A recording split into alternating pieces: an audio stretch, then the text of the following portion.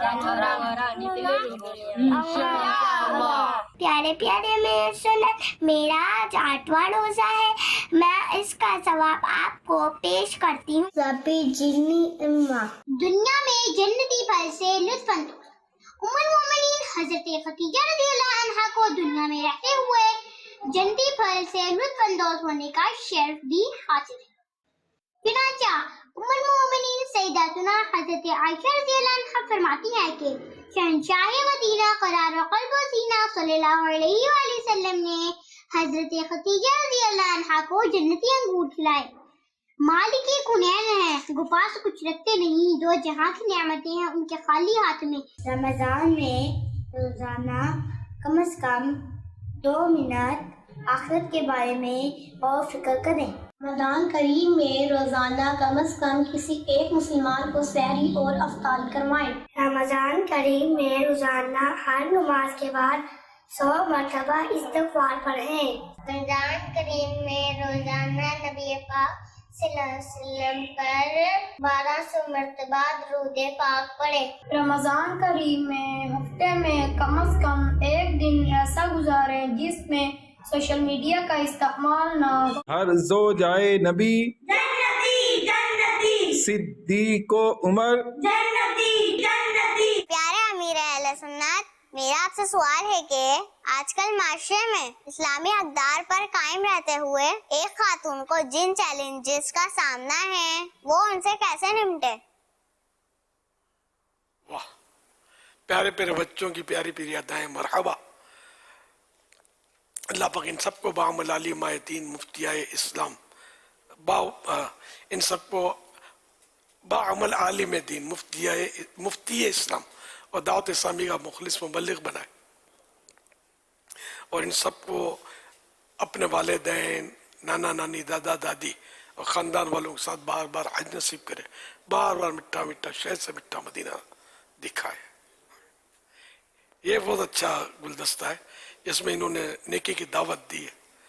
रोज़ाना ये करें, ये करें, ये करें, हफ्ते में एक बार सोशल मीडिया छोड़ें, ये भी बहुत अच्छा मशवरा है। न फजूल मतलब जो करते हैं तो वो बाकी हफ्ते में एक दिन भी छोड़ दें तो खैर इनके लिए बहुत बड़ी बात है। 1 घंटा छोड़ दें तो बहुत बड़ी बात है। वो 1 घंटा जिसमें ये इस काम में मसरूफ़ होते हैं, बाकी तो बास अब सोते में कोई छोड़ दे तो वो छोड़ा ही हुआ होता है सोते में। अल्लाह तौफीक दे अमल की। सल्लु अला हबीब सल्लल्लाहु अलैहि मुहम्मद। चाहे इन्होंने सवाल किया कि इस दौर में इस्लामी बहनों को, ख़वातीन को जो चैलेंजेस होते हैं इनका मुकाबला कैसे करें। अब ज़ाहिर है कि वो तो ये कोई नए चैलेंज नहीं है, ज़माने से चल रहे हैं। तो इस्लामी बहनें ये कि पर्दा इख्तियार करें, इस्लामी पर्दा, और घर से बाहर निकलने की हिर्स ख़त्म करें। ये बाहर जब से निकली है ना औरत, तब से मसाइल का अंबार लग गया है और ये बहुत मुश्किल है ना। मंजिल यही कठिन है, मंजिल यही कठिन है कौमों की ज़िंदगी में। अगर ये बाहर निकलना छोड़ दे, यानी जहाँ शरीयत इजाज़त दे हस्ब ज़रूरत फुल इस्लामी पर्दे के साथ निकलती है तो वो ठीक है अपनी जगह पर।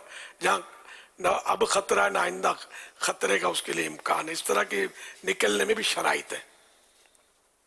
तो अगर ये इस तरह निकलती है ना तो ठीक है। या हज की अदायगी करती है, वो भी हज़रत सौदा उम्मुल मोमिनीन हज़रत सौदा रज़ी अल्लाह तआला अन्हा, ये तो इन्होंने एक हज किया फ़र्ज़, फिर मशवरा दिया कि आप हज करें, तो फरमाया कि मैं एक हज फ़र्ज़ कर चुकी, अब मुझ पर हज फ़र्ज़ नहीं है और मैं तो घर से नहीं निकलती, मेरी लाश ही घर से निकलेगी। यहाँ तक कि मतलब आपकी वफ़ात हुई, घर में बाहर नहीं निकली, जनाजा घर से निकला। वो दौर इतना पाकीज़ा था, इसके बावजूद इतनी एहतियात थी। अब तो अल-अमान वल हफीज़, समझ नहीं आती कि औरत अपने आप को बचाए कैसे और मर्द औरतों से खुद को दूर रखें कैसे। اتنی حالت خراب ہو چکی ہے، اتنی حالت خراب ہو چکی ہے جس کی انتہا نہیں۔ تاہم یہ کہ حالات سے مقابلہ کرنا ہے تو عورت گھر سے کم نکلے، اور نکلے تو وہی جو میں نے عرض کیا اس طرح اسلامی پردے کے ساتھ ان ضرورات کے تحت یہ نکلے، باقی نہ نکلے۔ اسی طرح نماز کی پابندیاں، اور یہ اس میں کوئی چیلنج نہیں ہے، نماز پر کوئی نہیں ان کو روکتا نہ ٹوکتا ہے۔ بے پردگی، فیشن، اب یہ گھر کے چیلنج ہوتے ہیں، فیشن بھی کروائیں گے، گھر سے نکالیں گے بھی اس کو، دیور، جیٹھ، پھر کزنس ہوتے ہیں، ان سے گھر والے ہی مجبور کریں گے، یہ تیرا بھائی ہے، یہ تیرا یہ ہے، ان سے بھی کوئی پردہ ہوتا ہے، اور وہ کی کر کے ہنستے ہوئے آئیں گے۔ یہ چیلنجز مین ہے گھر میں، باہر اتنے نہیں ہیں۔ گھر میں بہت چیلنجز ہیں، اور ان کو مطلب گھر والوں کو بھی اللہ پاک ہدایت دے کہ وہ ان کو اس طرح کے مجبور کر کے اپنی آخرت داؤ پہ نہ لگائیں، گناہوں سے خود کو بھی بچائیں اور ان کو بھی بچائیں۔ حضرت سیدنا انس بن مالک رضی اللہ تعالیٰ عنہ فرماتے ہیں کہ عورتیں رسول اللہ صلی اللہ علیہ وسلم کی بارگاہ اقدس میں حاضر ہوئی اور انہوں نے عرض کی، یا رسول اللہ صلی اللہ علیہ وسلم، مرد اللہ پاک کی راہ میں جہاد میں شریک ہو کر فضیلت لے گئے، اور ہمارا تو کوئی ایسا عمل نہیں جسے بجا لا کر ہم مجاہدین کا درجہ پا سکیں۔ حضور اقدس صلی اللہ علیہ وسلم نے ان سے ارشاد فرمایا، نے عورتوں سے ارشاد فرمایا، تم میں سے جو اپنے گھر میں ٹھہری رہے وہ ان مجاہدین کا درجہ پائے گی جو اللہ پاک کی راہ میں جہاد کرتے ہیں۔ حوالہ مسند البزار، مسند ابی حمزہ انس بن مالک رضی اللہ تعالیٰ عنہ، جلد 13، صفحہ نمبر 339، 339، حدیث پاک نمبر 4942۔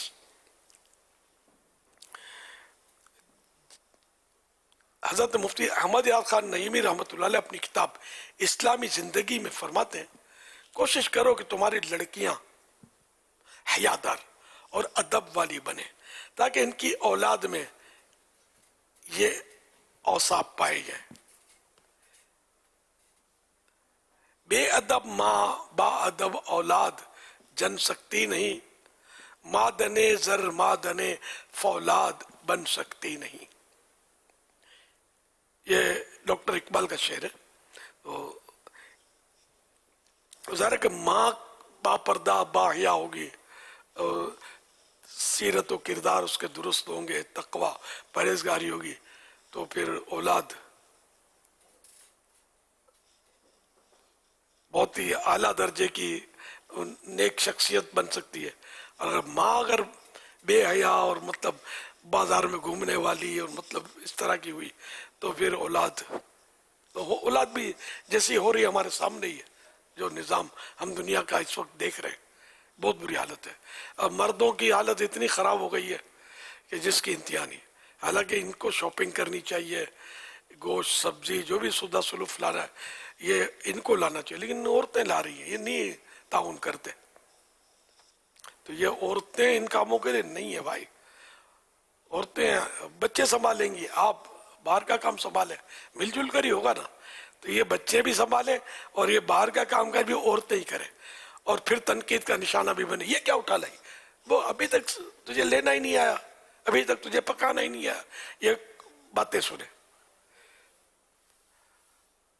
بے پردہ کل جو آئی نظر چند بیبیاں، اکبر زمین میں غیرت قومی سے گڑ گیا، پوچھا جو ان سے آپ کا پردہ وہ کیا ہوا، کہنے لگیں وہ عقل پہ مردوں کی پڑ گیا۔ تو مرد نے اپنی عقل کو پردہ نشین بنا لیا اور عورتیں بے پردہ ہو گئی۔ یہ چوٹ کرنے کے لیے اکبر الہ آبادی نے اشعار لکھے ہیں، طرح طرح کے اس کے معاشرے پر تنقید کرنے والے اشعار ہیں۔ اللہ پاک ہمارا حال پر رحم فرمائے۔ صلو علی الحبیب صلی اللہ علیہ محمد۔ اس کا آسان جواب ان کے پاس یہ ہوتا ہے، مجبوری ہے، حالات ایسے ہیں، زمانہ ایسا ہے۔ تو جواب وہ تیار کرو جو قیامت میں اللہ پاک کو دے سکو. مجھے مطمئن کرنے کی ضرورت نہیں ہے, سمجھے. میں نے قسم نہیں سمجھو, بہت ساری قسمیں کھا رکھی ہے کہ میں نہیں مانوں گا اس طرح کی دلیلوں کو. نہ میں نے آپ کا کچھ بگاڑ لیا ہے, اگر نہیں مانیں گے تو, یا نہیں مانو گی تو میں کیا بگاڑ سکتا ہوں.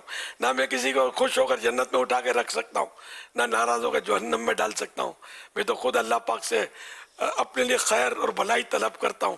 تو ہم سب مل کر ہی اللہ پاک کی بارگاہ میں جھکے رہے کہ بس اللہ پاک ہماری اصلاح کا کوئی سامان ایسا کر دے کہ ہم سدھر جائیں. ورنہ حالت یہ کہ وہ کہتے ہیں نا, ہم نہ سدھرے ہیں نہ سدھریں گے, قسم کھائی ہے. بلکہ جو سدھار کی بات کرتا ہے اور اس کے بارے میں بھی طرح طرح کی بھی رائے قائم کی جائے, اس کو کیا سمجھ پڑے. یہ مولویوں کو سمجھ پڑتی ہے کوئی یار؟ تو ویسے مولوی بوڑھا ہو گیا, تو سمجھ ہی نہیں پڑتی کچھ. کیا کیا لوگ مولانا کو نہ سمجھ پڑے, ان کو دنیا کی نہ سمجھ. نمازیں پڑھائے, جنازے بھگتا ہے, کیا کیا مسجد روٹیاں کھائے, معاذ اللہ. حالانکہ مولانا اتنے صحیح بولتا ہوں میں, اور بالکل صحیح بولتا ہوں. مولانا بہت سمجھدار ہوتے ہیں, میں جو بھی ہوں, لیکن مولانا جو ہوتے ہیں یعنی علماء, یہ بہت سمجھدار ہوتے ہیں. جو ٹھوٹ ہوتا ہے وہ عالم نہیں ہوتا, بھلے درس نظامی 100 مرتبہ کر لے. عالم کی ڈیفینیشن یہ نہیں ہے کہ اس کے پاس درس نظامی کی سند ہوئی. صحابہ کرام کے پاس کون سی سند تھی؟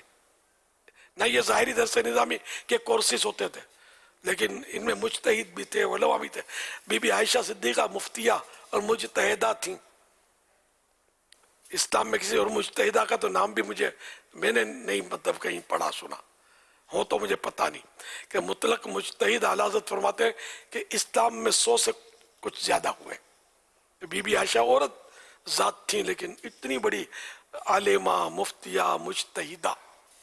اور ہمارے یہاں جو حال ہے وہ کہ بڑے سے بڑا علامہ بھی بی بی عائشہ صدیقہ رضی اللہ عنہ کے علم کا مقابلہ نہیں کر سکے گا. تو بہرحال میں کہہ رہا تھا, تو علماء جو ہوتے ہیں یقین مانے معاشرے کا ذہین طبقہ ہے. مفتی, ہر عالم مفتی نہیں ہوتا, مگر ہر مفتی عالم ضرور ہوتا ہے. تو پھر مفتی ان سے زیادہ ذہین ہوتے ہیں علماء سے جو مفتی نہیں ہے. اور ایک مفتی اگر پورے شہر میں, تو میں یقین میں اگر میں قسم بھی کھا لوں تو شاید میں غلط نہیں ہوگا کہ وہ سب سے ذہین ہوئے گا. وہ ہے ہی ذہین, مطلب جب ہی تو مفتی بنا ہے. یعنی فقہی گتھیاں سلجھانا, یہ مسائل کی پیچیدگیوں کو حل کرنا, یہ انہی کا کام ہوتا ہے. ہم خالی باتیں بنانا جانتے ہیں, آتا جاتا کچھ نہیں ہوتا. میں دین کے حوالے سے کہہ رہا ہوں, دنیاوی طور پر اگر آپ سمجھتے ہیں کہ یہ مولانا کو نہیں پتا, تو یہ آپ کی دنیاوی گتھیاں ایسے سلجھائیں گے کہ آپ دیکھتے رہ جائیں گے. اب ذرا ان کے قدموں کو چھو کر ادب سے زانو ادب تہ تو کریں ان کے پاس بیٹھے, تو عقیدت سے تو یہ آپ کو پتا چلے گا کہ یہ کتنے ذہین ہوتے ہیں. یار ان کو تو ہم سے زیادہ دنیا کی معلومات بھی ہوتی ہے. جی ہاں, مفتی کے لیے ضروری ہے کہ اپنے حالات, اپنے زمانے کے حالات جانتا ہو. اگر وہ نہیں جانتا تو پھر کیا اس کے بارے میں جاہل ہے. یا کوئی ایسا قول بزرگوں کا ملتا ہے کہ جس کو اپنے زمانے کے حالات پتہ نہیں ہے وہ جاہل ہے, ایسا مفتی. تو مفتی کو آپ سے زیادہ آپ لوگوں کے بارے میں علم ہوتا ہے. یہ الگ بات ہے کہ یہ بول نہیں رہے ہوتے, جب ضرورت پڑتی ہے تب یہ بولتے ہیں, اور جب یہ کھلتے ہیں تو اچھا بھلا سوچ میں پڑ جاتا ہے.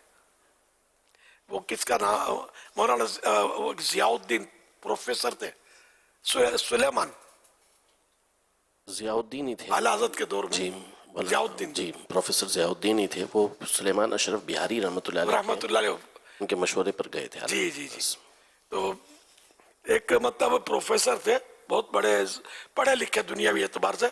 تو وہ اپنا کوئی ان کا میتھمیٹکس کا مسئلہ تھا, حل کروانے کے لیے ان کو فارن جانا تھا, باہر ملک جرمنی جانا تھا حل کروانے کے لیے. تو حضرت مولانا سید سلیمان اشرف رحمۃ اللہ علیہ, انہوں نے ان کو مشورہ دیا کہ اب جرمنی آپ جا رہے ہو ایک مسئلہ حل کرنے کے لیے, بریلی چلو نا, ہم چلتے ہیں. تو وہاں اعلیٰ حضرت رحمۃ اللہ علیہ سے ہم مطلب جا کر ملتے ہیں, آپ کو یہ مسئلہ آپ کا مطلب ہو سکتا ہے کہ یہاں حل ہو جائے. تو انہوں نے کہا کہ یہ مولانا کیسے مسئلہ حل کریں گے, آ کے تو دیکھو اتنی دور جا رہے ہو, تو یہ تو اپنے ہند کے اندر ہی ہے. تو یوں اصرار کر کے, دوستی ہوگی نا, اصرار کر کے ان کو لے آئے. تو یہ اعلیٰ حضرت کی بارگاہ میں آئے, سمجھے, اور عرض کیا کہ حضور مجھے کوئی ٹائم چاہیے آپ سے کوئی بات کرنی ہے میتھمیٹکس کے سوال کے تعلق سے. تو حضرت نے فرمایا کہ بولو. بولا نہیں حضرت ایسے تھوڑی ہوگا, میں آپ اطمینان سے فارغ ہو لیں, ذہن آپ کا فریش ہو جائے, مل کے بیٹھتے ہیں اور پھر بات کرتے ہیں. بولا نہیں آپ بولو تو صحیح. تو اب وہ ناچار انہوں نے مطلب جو تھے پروفیسر, انہوں نے اپنا مسئلہ عرض کیا تو اعلیٰ حضرت نے چٹکی بجاتے ہوئے اس کا جواب دے دیا.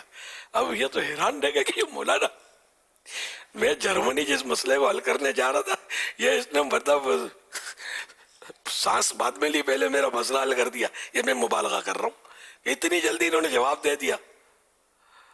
تو یہ بڑے متاثر ہوئے کہ یار آج پتا چلا کہ یہ مولانا عام لوگوں سے بڑھ کر ذہین ہوتے ہیں. تو پھر یہ بس اعلیٰ حضرت کے غلام بن گئے, مرید ہو گئے, یہاں تک کہ اعلیٰ حضرت نے ان کو بعد میں چل کے خلیفہ بھی تھے شاید. جب دوسری مرتبہ حاضر خدمت ہوئے تھے تو پھر پوری داڑھی وغیرہ رکھ کر آئے تھے. ہاں, پوری داڑھی بھی جب دوبارہ حاضر ہوئے داڑھی بھی تھی اور باقاعدہ انہیں باقاعدہ اعلیٰ حضرت رحمۃ اللہ نے ان کو خلافت بھی دی, اتنے قابل ہو گئے تھے. تو پہلے ان کا ذہن کیا تھا, تو اس لیے عقیدت سے وہ اعلیٰ حضرت کا ایک شعر ہے نا کہ نہ پوچھن خرقہ پوشوں کی, اعلیٰ حضرت کا نہیں ہے, اقبال کا شعر ہے. نہ پوچھن خرقہ پوشوں کی ارادت ہو تو دیکھ ان کو, ید بیضا لیے بیٹھے ہیں اپنی آستینوں میں. ید بیضا یہ مبالغہ ہے. حضرت موسیٰ علیہ السلام کا یہ معجزہ تھا اصل, کہ اپنا مبارک ہاتھ جب یہ جیب میں ڈالتے تو نکالتے تو سورج کی طرح روشن ہو جاتا تھا. تو اس کو کہیں گے ید بیضا, زواد ہے آخر میں, ید بیضا. ید بیضا, ید مانے ہاتھ, تو ید بیضا لیے ہیں اپنی اپنی آستینوں میں. تو یہ جو تمہیں درویش اور بالکل اس طرح لگتے ہیں کہ یار یہ بہت پہنچے ہوئے لوگ ہوتے ہیں, یہ سمجھے, اگر عقیدت سے دیکھو گے تو جب یہ کھلیں گے تو تم دیکھتے رہ جاؤ گے. تو اس لیے ویسے بھی عالم دین کی بسبب علم دین توہین تو ہے بھی کفر. تو اس لیے عالم کے بارے میں کبھی بھی لب کشائی نہ کریں, زبان نہ کھولیں, دل دماغ سب ان کے بارے میں صاف رکھنا ضروری ہے. مراد وہی علماء دین ہے بد مذہب جن کا قرآن و حدیث کے مطابق عقیدہ نہیں ہوتا, مطلب داڑھی بھی ہو جو بھی ہو, مطلب قرآن حدیث کی آیتیں روایتیں سب بیان کرتا ہو, باتیں بھی علمی کرتا ہو, لیکن اگر وہ بد مذہب ہے, عالم دین نہیں ہے, تو اس کی فضیلت بھی نہیں ہے. میں نے جب بھی فضیلت بیان کرتا ہوں, جب بھی سنے مجھ سے آئندہ بھی, تو میری مراد علماء دین ہوتے ہیں, اور یہی عالم دین ہوتے ہیں جن کے عقیدے قرآن و حدیث کے مطابق ہوتے ہیں. یہ بالکل ذہن میں بٹھا رکھنا, ورنہ ٹھوکر کھا جائیں گے. صلو علی الحبیب صلی اللہ علی محمد.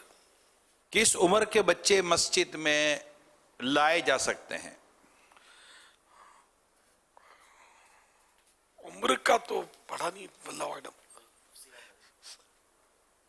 اس میں ایسا کہ جیسے کہ جن بچوں سے یہ ظن غالب ہو کہ یہ نجاست کر دیں گے, ایسوں کو تو لانا حرام ہے مسجد میں, ہے نا. چاہے وہ آپ پیمپر باندھ کے لائیں تب بھی اس کی اجازت نہیں ملتی, جبکہ آپ کو یہ ظن غالب ہے کہ یہ پیشاب کر دے گا. ہاں, پیشاب کروا کے یا جو بھی اس کے حساب کتاب پورا کر کے پاک صاف کر کے اب آپ لائے ہیں کچھ دیر کے لیے, آپ کو ظن غالب ہے کہ یہ پیشاب وغیرہ نہیں کرے گا, تو لا سکتے ہیں اتنی دیر تک کہ جتنی دیر آپ نے ظن غالب ہے کہ یہ اب خرابی نہیں کرے گا. جب آپ کو لگے کہ اب یہ پیمانہ لبریز ہونے والا ہے, فوراً مسجد سے باہر. اب اگر آپ ظن غالب آ گیا کہ اب یہ کیا اس نے کچھ, تو اب یہ کہ وہ ایسا مسئلے سے یہی سمجھ میں آتا ہے کہ وہ گناہ شروع ہو جائے گا کہ اس کو کیوں لائے مسجد میں. اچھا, دوسرا یہ کہ جن سے ظن غالب یہی ہے کہ یہ پیشاب وغیرہ نہیں کرے گا مسجد میں, لیکن ہے بچہ, تو اس کو لانا مسجد میں مکروہ تنزیہی یعنی ناپسندیدہ ہے, اس سے بھی بچنا اچھا ہے. اب مسجد میں کتنی عمر کے بچے کو لایا جائے, تو اتنا کہیں پڑھا نہیں ہے. اب ہو سکتا ہے کہ سمجھدار بچوں کی اجازت ملے, لیکن مجھے کنفرم نہیں پتا. تو اس میں کچھ اس طرح کی بھی اگر وضاحت اگر آپ فرما دیں کہ ایک آدھ بچہ کے جیسے سمجھدار بھی ہوتا ہے, نارملی ایسے نجاست نہیں کرے گا, یہ نہیں کرے گا, وہ نہیں کرے گا, اکیلا ہے تو بعض اوقات مسجد میں کوئی ایسی پرابلم نہیں ہوتی، لیکن جب یہ ایک سے زیادہ جمع ہوتا ہے، جیسے کہ آج کل تراویح کے اندر ماحول ہوتا ہے مساجد کے اندر جو پتہ چلتا ہے، تو پھر ایسی صورتحال میں کیا کرے؟ اب ایک کو منع کرے، اب اپنے بچے کو تو بولے یہ بھی تو اپنا بچہ لایا ہے، تو وہاں اجتماعی طور پر سمجھانا بھی مشکل ہو گیا. یار ایک آدھ بچہ ہو تو مسجد میں چلے گا، اب آپ محلے کے 25-10-20 بچے لے کر آ جائیں گے تو یہ بچے نہیں مطلب بیٹھنے، اور واقعی مسجد میں اگر کھلے آسمان نیچے ہے کہیں، یہ ٹھیک ٹھاک ادھم بھی مچاتے ہیں.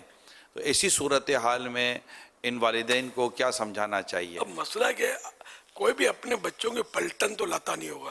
جی ہاں، وہ ایک ایک کر کے جمع ہوتے ہیں. آپ ایک لائیں گے، ایک میں لاؤں گا، ایک یہ لائیں گے، سمجھے؟ اب آپ پڑھیں گے تراویح، اب یہ تینوں قریب ہوئے، اب ہٹ جاؤ. بعض سمجھدار بھی ہوتے ہیں کہ جب تک یہ سلام نہیں پھیریں گے نا اس وقت تک ہمارا لیے امن ہے، امن ہے. ہمیں کوئی نہیں بولے گا. یہ جو حساب کتاب کرے گا، جیسے سلام کا ٹائم آئے گا یہ آگے پیچھے ہوگا. یہ انتظار کرتے اللہ اکبر کہنے کا کہ اب ہمارا بڑا کہیں نہیں جاتا. تو اب ایسی صورت میں مشورہ دیتے کہ ایک شریف ہو تو اس کو بھلے لائیں، لیکن یہ کہ میری اب یہ بھی توجہ گئی کہ لاتا تو بندہ ایک ہی ہے، تو کیا پتا کہ اور کون کون لائے گا. مسجد میں تو سبھی آتے ہیں نا. جی ہاں. تو یہ کہ اگر مسجد میں یہ بچے بھاگتے ہیں، دوڑتے ہیں، شرارتیں کرتے ہیں، چیخم چاک کرتے ہیں، تو ایسے بچوں کو لانا جائز نہیں ہے.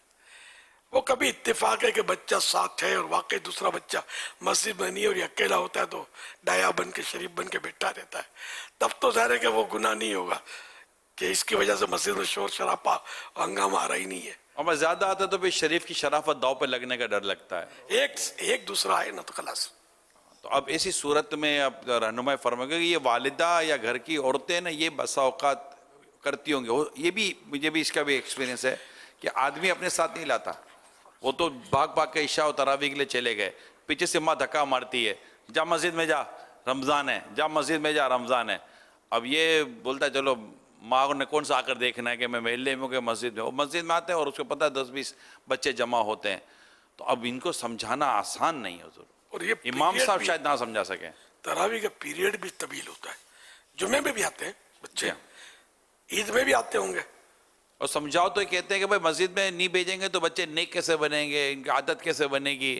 تو گھر میں چونکہ کچھ کرنا ورنہ اتنا شاید ہوتا نہیں ہے، تو مسجد میں امام صاحب سمجھائے تو پھر یہ امام صاحب مقتدی ناراض ہو جاتے ہیں.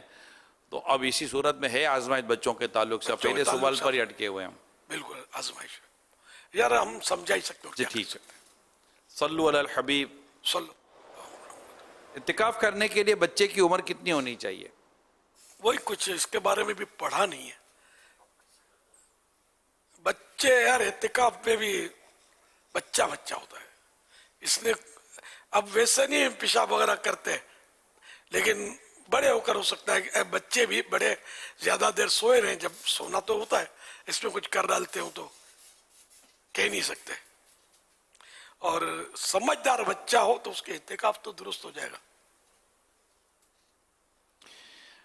بچے نماز پڑھنے کے لیے کس عمر میں، بچوں کو نماز پڑھنے کے لیے کس عمر میں کہا جائے؟ 7 سال کا جب ہو جائے بچہ تو اس کو حکم دے اس کا والد یا سرپرست نماز پڑھنے کا، یعنی اس کو کہا کرے، سمجھے؟ تو حکم دے اور یہ واجب ہے. نہیں حکم کرے گا تو گناہ گار ہوگا. بچے کس عمر میں روزے رکھیں؟ روزوں کا بھی 7 سال کا ہے، مگر اس میں طاقت ہونی چاہیے. 7 سال سے ہو گیا 7 سال کا اسلامی، یہ 7 سال میں اسلامی 7 سالہ. تو اب روزے کا بھی اس کو رکھوائے روزہ، اور کمزور نہ ہو، میں برداشت کر لیتا ہوں تو اس کو رکھوانا چاہیے. بچے کس عمر میں تراویح جماعت کے ساتھ ادا کر سکتے ہیں؟ مسجد میں. اب وہی مسئلہ تو وہی آ گیا. البتہ بچے جو ہیں نماز کو سمجھتے ہیں، جو بچے، تو وہ ان کی صف آخر میں بنے گی، مردوں کے پیچھے آخر میں. اب مردوں عام طور پر مسجد میں اب عورتیں تو عورتیں نہیں ہیں، منع بھی ہے نا. فاروق اعظم رضی اللہ عنہ کے دور سے حضرت فاروق اعظم رضی اللہ عنہ نے عورتوں کو مسجد میں آنے سے روک دیا تھا.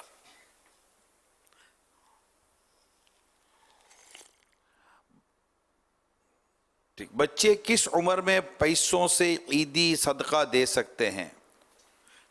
اس میں تو عمر کی قید تھوڑی ہے. اگر بلکہ والدین کے لیے تو یہ واجب ہے کہ ان کو سخاوت کی احسان کی عادت دلوائیں. تو ان کو دے دیں کہ فلاں کو دے آؤ, غریب کو, مسکین کو, فقراء کو ان کے ہاتھ سے دلوائیں تاکہ ان کی عادت پڑے. تو اس کے لیے کوئی عمر کی قید تو نہیں ہے, اتنا ہو کہ اس کو سمجھ پڑتی ہو کہ کیا عمر کی قید ہی نہیں لکھی ہے کہ بچوں کو عادت دلوائی ہے, اس کی واجب ہے. اپنے پیسوں سے نابالغ ہے تو ذاتی نہیں, ذاتی پیسے جو ہیں یہ نابالغ کسی کو بھی نہیں دے سکتا.